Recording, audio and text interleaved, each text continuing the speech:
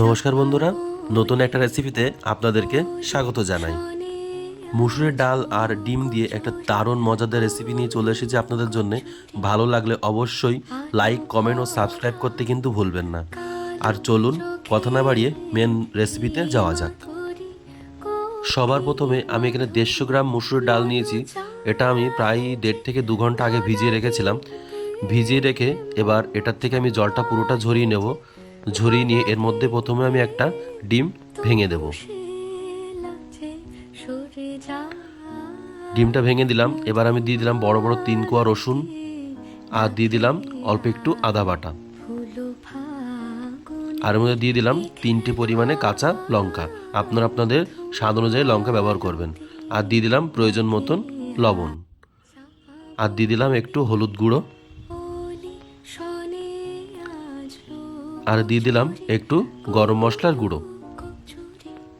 এবার এটাকে মিক্সার গ্রাইন্ডারে একটা পেস্ট বানিয়ে নেব। দেখুন মিক্সার গ্রাইন্ডারে আমরা তরল মোটামুটি থকথকে একটা পেস্ট বানিয়ে নিয়েছি। তো এরকম একটা পেস্ট আপনাদের বানিয়ে নিতে হবে। তো এরকম ছোট একটা ফ্রাইং প্যান নিয়ে নিয়েছি, নিয়ে একটু কিছুটা পরিমাণে সাদা তেল দিয়েছি। দিয়ে গরম হয়ে গেলে ওই যে ব্যাটারটা ছিল সেটাকে এবার একটু মোটা করে এরপরে দিয়ে দেবো। আর জালটা কিন্তু এক্ষেত্রে একদম লো হিটে করে রাখবেন, কারণ এটা আস্তে হিটে করতে হবে। তো প্রথমে ব্যাটারটা আমি দিয়ে দিলাম। একটু মোটা হলে কিন্তু ভালো হবে, পাতলা হলে কিন্তু ভালো হবে না। তো সবটুকু ব্যাটার আমি দিয়ে উপর থেকে একটু এরকম স্প্রেড করে দিচ্ছি। আর জালটা এক্ষেত্রে কিন্তু একদম লোতে রাখতে হবে। এবার একটা ঢাকা দিয়ে দিলাম যাতে উপরটাও ভালোভাবে কুক হয়ে যায়। তো দেখুন কিছুক্ষণ পরে আমি ঢাকনাটা খুলে দিলাম। তো আমার মোটামুটি তলাটা ভাজা হয়ে গেছে। এবার আমি উপরটা আর একটু হালকা একদম অল্প পরিমাণে ভেজে নেব। তো একটা পাত্রে তুলে নিলাম। আবার ওর পরে আমি তাওয়ার পরে আর একটু হালকা তেল দিয়ে দেব। হালকা তেল দিয়ে গরম হয়ে গেলে আবার আমি অপর পিঠটা এরকম একদম অল্প ভেজে নেব। দেখুন আমাদের ভাজা কমপ্লিট। এবার আমি একটা আলাদা থালায় তুলে নেব। এবার এটাকে কিন্তু একটু ঠান্ডা হতে দিতে হবে। ঠান্ডা হওয়ার পরে এটাকে পিস পিস করে আমি কেটে নেব। দেখুন ঠান্ডা হয়ে গেছে। এবার আমি এটাকে পনিরে যেরকম পিস করে সেরকম 4 কোনা চৌকো করে আমি পিস করে কেটে নেব। দেখুন এটা কাটা কিন্তু একদমই সহজ, আপনারা দেখে হয়তো বুঝতেই পারছেন। আর দেখুন ভিতরটা কেমন ফাঁপা হয়েছে।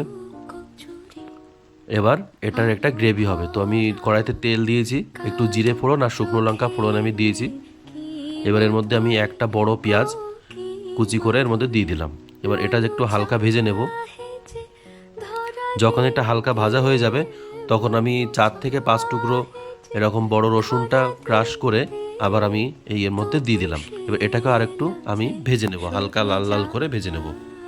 মোটামুটি হালকা একটু ভাজা হয়ে গেলে দেখুন মোটামুটি ভাজা হয়ে গেছে। এবার আমি এর মধ্যে লঙ্কার পেস্ট, জিরের পেস্ট আর আদার পেস্ট পরিমাণ মতন দিয়ে দিলাম। এবার হালকা একটু জল দিয়ে দিলাম।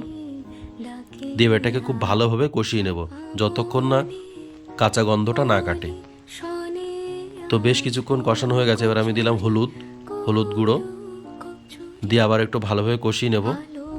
দেখুন কষানো হয়ে গেছে। এবার আমি এবার জল দিয়ে দেব, পরিমাণ মতন জল দিয়ে দেব। এবার আমি পরিমাণ মতন লবণ এর মধ্যে দিয়ে দিলাম। আপনারা আপনাদের স্বাদ অনুযায়ী লবণ ব্যবহার করবেন। এবার ঝোলটা যখন এরকম ফুটতে শুরু করবে তখন যে আগের থেকে কেটে রাখা সেগুলোকে এর মধ্যে দিয়ে দেবেন।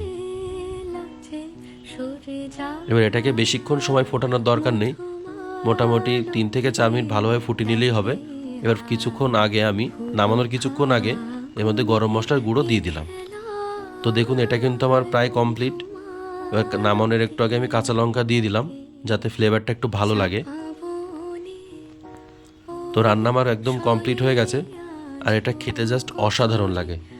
যদি ভিডিওটা আপনাদের পছন্দ হয় তাহলে লাইক, কমেন্ট, শেয়ার ও সাবস্ক্রাইব করতে ভুলবেন না। আর যারা ফেসবুক পেজ থেকে দেখছেন তারা ফলো করতে একদম ভুলবেন না। ভালো থাকবেন।